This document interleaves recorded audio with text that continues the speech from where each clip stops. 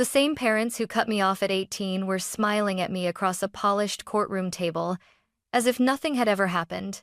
Their hands were folded, their posture relaxed, confident. After all, my billionaire grandfather was gone, and they believed his entire empire was finally within reach. I sat there silently, my pulse steady, listening to my mother whisper, "Of course, we'll manage everything for you, Naomi," like I was still a child, like I hadn't survived years without them, like I hadn't learned exactly who they were. They didn't ask how I felt. They didn't apologize. They didn't even pretend to remember the night they told me I was on my own, with nothing but a suitcase and a locked front door behind me. To them, this wasn't a reunion. It was a transaction. They were already spending the money in their heads. $3.8 billion. They thought I was too weak to control. What they didn't know was that my grandfather had planned for this moment. I grew up in a house where money was never discussed as a limitation, only as a reward. From the outside, my family looked perfect. Large home, private schools, dinners where my parents spoke proudly about values and discipline. People admired them. Neighbors complimented how well-raised we were. No one ever questioned whether love inside that house came with conditions, but it did. In our family, affection was earned. Approval had a price tag. And money wasn't just currency, it was leverage. My older brother, Daniel, learned that early. He was everything my parents admired. Confident, outspoken, endlessly certain of his own importance. Even when he failed, it was framed as potential. When he succeeded, it was proof that my parents had done everything right. At dinner, Daniel talked. My father listened. When Daniel bragged about business ideas, he barely understood. My father nodded like he was hearing a future CEO speak. When he talked about wanting more money, more power, more recognition, my mother smiled proudly, as if ambition itself were a moral virtue. I sat across from them, quietly pushing food around my plate. I wasn't rebellious. I wasn't lazy. I wasn't reckless. I was observant, thoughtful. I asked questions instead of accepting answers I didn't believe in. And somehow that made me the disappointment. Whenever I spoke about books I loved or ideas that interested me, my mother tilted her head and said, "That's nice, Naomi," in a tone that made it clear the conversation was already over. My father barely looked up. To them, curiosity wasn't strength, it was inefficiency. The real divide became impossible to ignore once money entered the picture. Daniel turned 17 and received a brand new car, parked in the driveway with a bow on the hood. Everyone laughed and took photos. I remember my mother hugging him and saying, "This is an investment in your future." When my 18th birthday came around, there was no car, no celebration, just a quiet reminder that I needed to start being realistic. Daniel's college tuition was paid without question. Mine came with conditions. What's your plan? What's the return? What if you don't finish? When I asked carefully, quietly why things were so different, my father's face hardened. "Daniel understands the real world," he said. "You're too emotional, too sensitive. You expect things to be handed to you." That was the first time I realized something fundamental. In their eyes, I wasn't an investment. I was a liability. By the time I turned 18, the decision had already been made. They didn't argue. They didn't yell. They sat me down at the kitchen table like executives finalizing a contract. "You're an adult now," my mother said calmly. "It's time you learn to stand on your own." No mention of Daniel. No explanation of why he was still supported while I was being cut loose. The message was clear. Independence wasn't a value, it was a punishment. That night, I packed a single suitcase, 2 changes of clothes, a few personal items they never cared about anyway. My parents stood in the hallway and watched. Not cruel, not emotional, just detached. When the front door closed behind me, the sound echoed louder than any argument we'd ever had. Standing on that porch, gripping the handle of my suitcase, I didn't cry. I understood.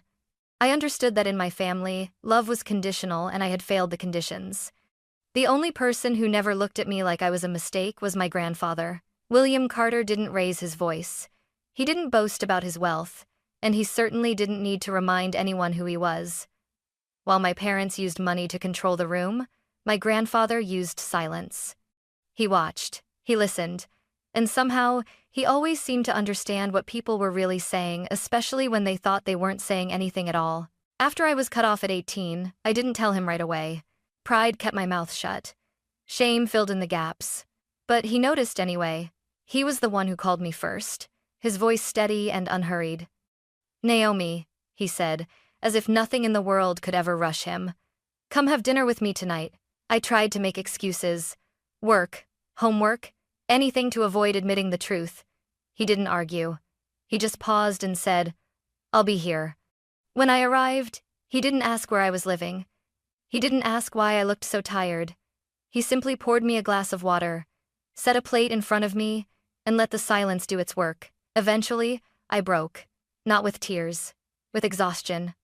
I told him everything I'd never said out loud, the lectures, the comparisons, the way Daniel was always treated like a future worth funding, while I was treated like a risk they couldn't afford. I expected disappointment, or pity. Instead, my grandfather leaned back in his chair and smiled faintly. "So," he said, "they finally showed you who they are." That was it. No outrage, no shock, just confirmation. From that point on, he became my quiet refuge. I stayed on his couch more nights than I can count. He never called it charity, never made me feel small. He'd hand me grocery money like it was the most normal thing in the world and say, "Everyone needs a little help sometimes. Don't confuse that with weakness." Where my parents saw hesitation, he saw patience. Where they saw sensitivity, he saw perception. "You notice things," he once told me while we played chess late at night. "That makes people uncomfortable, especially people who rely on control." He never spoke badly about my parents, but he didn't defend them either. And that silence spoke louder than any condemnation. As years passed, I built my life piece by piece. Nothing glamorous, nothing flashy. And every step of the way, my grandfather watched quietly from the sidelines, never interfering, never directing, just observing. Sometimes, I'd catch him studying me with an expression I couldn't quite read. Not pride, not concern, calculation. At the time, I thought he was just an old man reflecting on the past. I didn't realize he was looking ahead. And I had no idea that while my parents had written me off as a loss, my grandfather was doing something very different. He was preparing. When my grandfather died, the world didn't stop, but something inside me did. William Carter had been a constant presence in my life for years, quiet and immovable, like a landmark I never questioned would always be there. Even when his health began to decline, I convinced myself he had time. Men like him always did. They survived recessions, betrayals, wars. They didn't simply disappear. So when the lawyer called, his voice careful and formal, I already knew what he was going to say before the words left his mouth. "I'm sorry for your loss, Naomi." The grief came later. What arrived first was numbness. I flew in for the will reading 2 days later. I wore black not because anyone told me to, but because it felt wrong not to.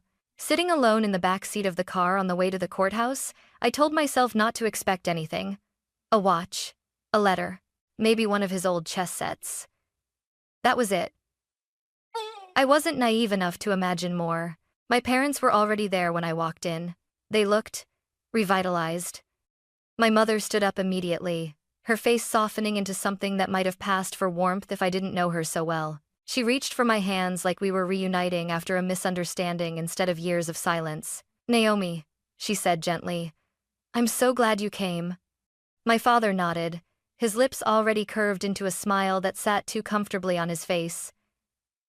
Daniel leaned back in his chair, arms crossed, surveying the room like he was assessing a purchase. No condolences, no apologies, just anticipation. As we took our seats, my mother leaned toward me and lowered her voice. "This must be overwhelming for you," she said. "But don't worry, we'll take care of everything." Take care of everything. The phrase sat heavy in my chest. The attorney cleared his throat and began reading. Legal language filled the room: assets, holdings, valuations, numbers so large they felt abstract. Daniel's foot bounced under the table. My father's eyes sharpened with every sentence. Then the words shifted. "Per the wishes of William Carter," the attorney said, "the entirety of his estate, valued at approximately $3.8 billion, is to be transferred to his granddaughter." I stopped breathing. Naomi Carter. For a moment, no one spoke. Then my mother exhaled sharply, like she'd been holding her breath the whole time. My father smiled wider. Daniel let out a low laugh, shaking his head. Well, my father said casually, folding his hands together. That makes sense. I like the talk it is an imitation. It never seated video studio. My mother squeezed my arm. Of course it does, she added. You were always close to him. Close. They hadn't said that word in years. And naturally, my father continued, already leaning forward, we'll manage it for you. An estate like this needs experience. Structure, oversight, Daniel smirked. Yeah, Naomi. This kind of money destroys people. They were so sure. So relaxed. So completely convinced the decision had already been made. I looked down at my hands, resting quietly in my lap. They didn't notice that the attorney hadn't finished reading. They didn't notice the way he paused just briefly before turning the page. And they certainly didn't notice the faint, knowing expression on his face. Because while my parents were already dividing control in their heads, my grandfather's real intentions were still waiting to be revealed. The moment the attorney paused, my parents leaned in closer toward me, not him. That told me everything. My mother's hand slid over mine, light but deliberate, like she was reclaiming something she believed belonged to her. You must be in shock, she said softly. Anyone would be. I didn't pull away. I didn't speak. I let her continue.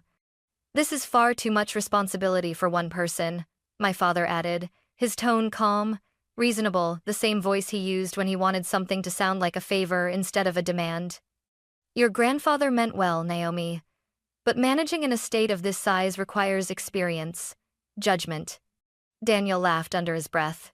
No offense, he said, finally uncrossing his arms. But you still rent. You've never even managed a real investment portfolio. This isn't a starter account, it's an empire. There it was. Not concern. Not love. Assessment. They weren't asking if I wanted help. They were deciding how to take control without calling it that. My mother tilted her head, her eyes glossy with manufactured empathy. You've always been sensitive, she said gently. And that's not a bad thing. But money like this, it breaks people. We don't want to see you ruin your life. Ruin my life. The same people who had watched me leave their house with a single suitcase were suddenly worried about my well-being. I finally looked up. Ruin it how? I asked quietly. They exchanged glances quick, practiced. Well, my father said, bad investments, emotional decisions, trusting the wrong people. He smiled, as if he were listing unavoidable facts. We'd set up proper safeguards, trustees, oversight. In our name, Daniel added easily. Just temporarily, temporary. Like the way they'd temporarily cut me off at 18. My mother squeezed my hand again. Harder this time. You don't need to prove anything, she whispered. Let us handle the pressure. That's what family is for. Family, the word felt foreign in her mouth. I could feel the walls closing in, not physically, but strategically. They were building a narrative right in front of me. Naomi is overwhelmed. Naomi is inexperienced. Naomi needs protection. And the worst part? They believed it. They believed that if they spoke confidently enough, calmly enough, the outcome would bend in their favor. That I would nod. That I would hand over control out of fear or gratitude. The attorney cleared his throat again. But my parents didn't notice. They were too busy explaining my own life to me, too busy reaching for power they were certain was already theirs. They had no idea they were speaking too soon, because my grandfather hadn't finished talking. And the next page of the will was about to tear their version of the story apart. The room had grown quiet, but not the respectful kind. It was the kind of silence that comes when people believe the decision has already been made. My parents leaned back in their chairs, their bodies loose, satisfied. Daniel tapped his fingers against the table, bored now that the hard part was over. To them, this meeting was just a formality. The attorney didn't sit back with them. He remained standing. He adjusted his glasses, glanced once, just once in my direction, and then looked back down at the document in his hands. If everyone will allow me to continue, he said calmly. My father waved a dismissive hand. Of course, just the technicalities, right? The attorney didn't respond. He turned the page. The sound was soft, barely audible, but it landed like a gunshot. There are, he said carefully, additional provisions attached to Mr. William Carter's estate, My mother's smile faltered not fully, just enough for a crack to show. Additional? She repeated lightly. I'm sure that's nothing unusual. The attorney read on. Mr. Carter anticipated that his inheritance might be contested. That word snapped Daniel's attention back to the table. Contested? My father echoed, sitting upright now. By whom? The attorney didn't answer him. He continued reading. In the event that any individual, including immediate family, attempts to interfere with, manage, restrict, or assume authority over the estate on behalf of Naomi Carter. My mother's hand slipped off mine. Such actions will be considered a direct violation of the will. The air in the room shifted. Daniel laughed sharply. That's ridiculous. The attorney didn't look up. Furthermore, he continued, his voice steady, Mr. Carter specified that no trustees, guardians, or external managers were to be appointed. The estate is to remain under the sole and exclusive control of Naomi Carter. My father stood up. That's not reasonable, he said, his calm finally cracking. She's not equipped for this. The attorney raised a finger, not sharply, but decisively. I'm not finished. My mother's face had gone pale. She opened her mouth, then closed it again. The attorney took a breath and read the final paragraph. I leave my estate to Naomi because she has lived without my money and learned its value. If my son and daughter-in-law attempt to take control of what is not theirs, it will prove exactly why they were never chosen. The words hung in the air, heavy and irreversible. For a moment, no one spoke. Then my father slammed his hand on the table. This is manipulation, he snapped. He's turning her against us. Daniel pushed back his chair.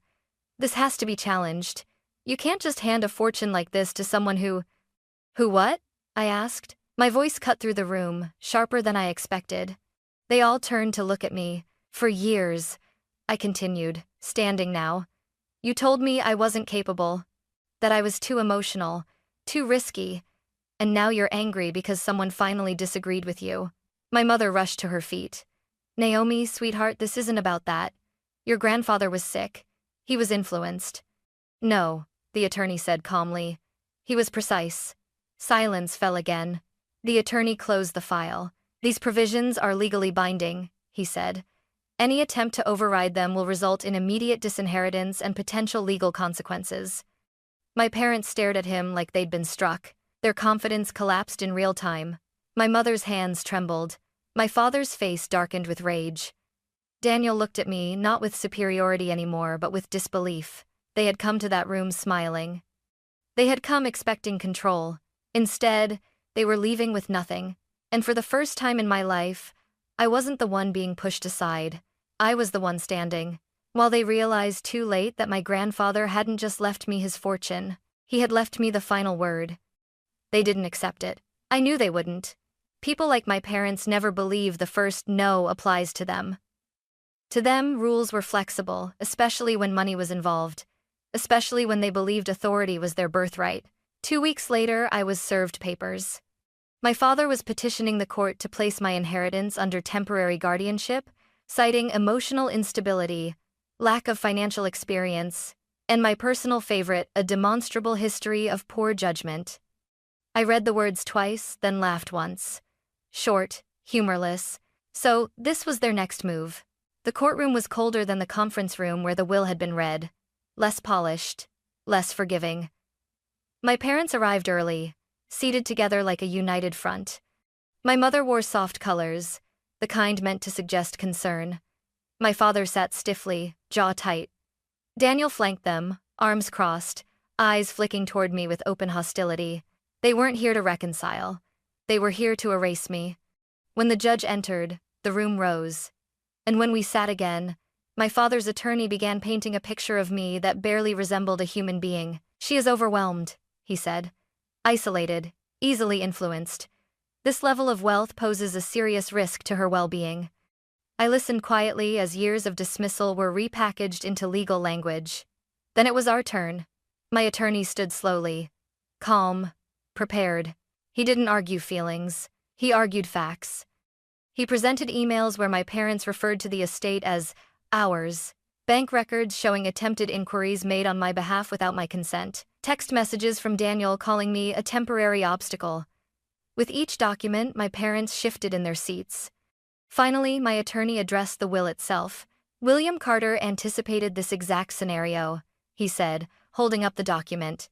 That is why he included explicit language prohibiting interference. This petition is not concern, it is confirmation. The judge looked down at my parents for a long moment. Then she spoke.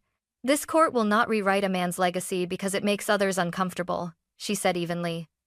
The petition is denied. My mother inhaled sharply. My father's face drained of color. The judge wasn't finished. Further attempts to undermine Miss Carter's autonomy may result in sanctions. The gavel came down. It was over. As people stood and began to file out, my mother reached for me, her voice trembling. We only wanted to protect you. I met her eyes for the first time in years. No, I said quietly. You wanted to control me. She had no answer for that. I walked out of the courtroom alone, not because no one followed me, but because for the first time in my life, I didn't need anyone to. The court ruling didn't just end the case, it exposed them. In a town where reputation was currency, my parents had spent decades building theirs carefully, obsessively. Charity galas, business lunches, quiet bragging disguised as concern. They were the kind of people others trusted because they looked respectable. That illusion didn't survive the courtroom. Word spread fast. It always does. Not the version they would have preferred, but the truth. People whispered about the petition, about how a father had tried to have his own daughter declared unfit to control her inheritance, about how a billionaire grandfather had anticipated it and written protections specifically against his own son. My mother's invitations slowed, then stopped altogether. The women who once leaned toward her at luncheons now smiled politely and excused themselves early. Concern turned into distance. Distance turned into silence. My father's world fractured more visibly. Clients asked questions. Partners hesitated. The same confidence that once impressed people now looked like arrogance, especially after it failed so publicly. Within months, he was stepping back. That was the phrase they used. But everyone knew what it meant. Daniel unraveled fastest. Without my parents' certainty propping him up, he didn't know where to stand. The golden child image cracked under scrutiny. People who once laughed at his jokes stopped returning calls. Opportunities dried up. The confidence that had always come so easily to him curdled into bitterness. He cornered me once outside a cafe, of all places. You think you won? He snapped. You think this makes you better than us? I didn't raise my voice. I didn't smile. I think it makes me free, I said. He stared at me like I'd spoken a foreign language. And that was the moment I knew the shift was complete. I didn't change my lifestyle overnight. No headlines, no extravagant displays. I invested quietly, learned deliberately, surrounded myself with people who didn't see me as an asset to manage. That terrified my parents more than anything else, because they could no longer reach me through money. They couldn't scare me with withdrawal. They couldn't rewrite the narrative. They had lost the one thing they'd always relied on, control. And as they faded into the background of my life, I realized something quietly powerful. I hadn't taken anything from them. I had simply stopped letting them take from me. Months later, I drove past my parents' house for the first time since everything ended. The place looked smaller than I remembered. The paint along the shutters was peeling. The lawn was overgrown at the edges, like no one cared enough to keep up appearances anymore. The porch light was on, but the warmth it once projected felt hollow, performative, like everything else they'd ever shown the world. I didn't stop the car. For years, that house had represented failure to me, rejection, the moment I learned how conditional love could be. But as I passed it, I felt nothing pull at my chest. No anger, no sadness, not even triumph, just distance. People assume inheriting billions changes you overnight, that it turns you into someone else. But the truth is quieter than that. Money doesn't build you, it only amplifies what's already there. What changed my life wasn't the $3.8 billion. It was the moment I realized no one could threaten me with abandonment anymore. My grandfather understood that. He didn't leave me his fortune to make me powerful. He left it to make me untouchable, by the people who had spent my entire childhood deciding my worth for me. He gave me something far more valuable than money. He gave me proof. Proof that I had survived without them. Proof that I was never the liability they claimed I was. Proof that I didn't need to beg for a place at any table ever again. As I drove on, the house disappeared in my rearview mirror, And for the first time in my life, I didn't feel like I was leaving something behind. I felt like I was finally moving forward, on my own terms.